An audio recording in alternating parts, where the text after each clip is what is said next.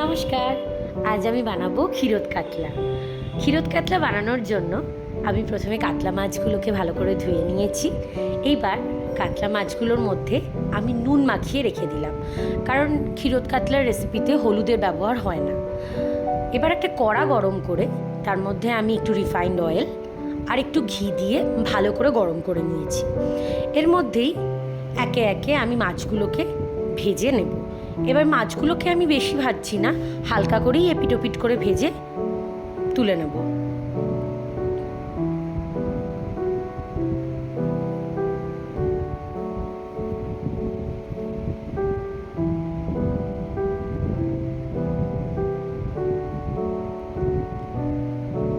মাছগুলো ভাজা হয়ে গেছে, এবার আমি একটা প্লেটে এগুলোকে উঠিয়ে নেব।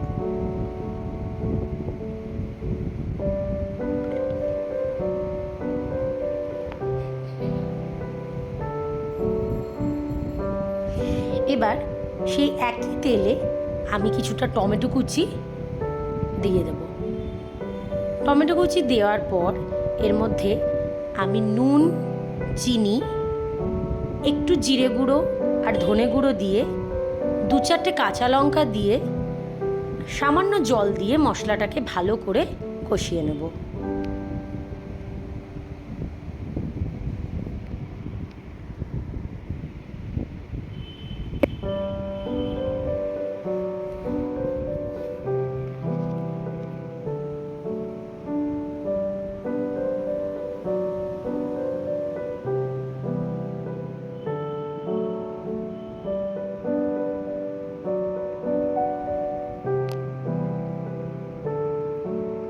এইবার এই মশলাটা যতক্ষণ কষছে তখন ক্ষীরোদ কাতলার যে আসল উপকরণ সেটা বানিয়ে নেব।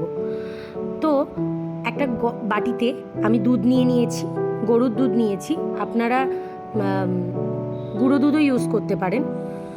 দুধের মধ্যে আমি 1 চামচ ময়দা গুলে নিয়েছি।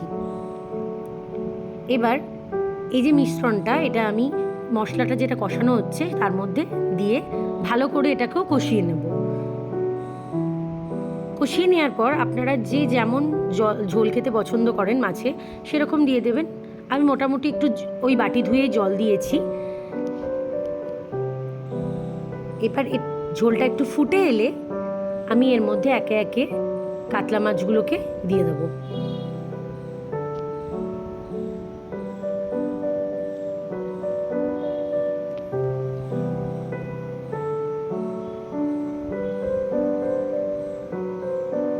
এবার মাছগুলোকে ভালো করে ঝোলের মধ্যে ফুটিয়ে নেব।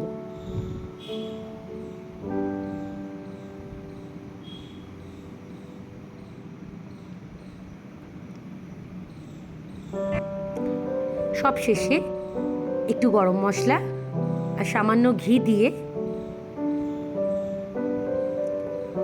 গ্যাসের ফ্লেমটা আমি অফ করে দেব।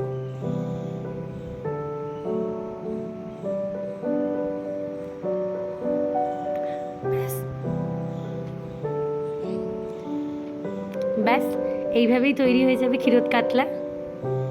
Thank you.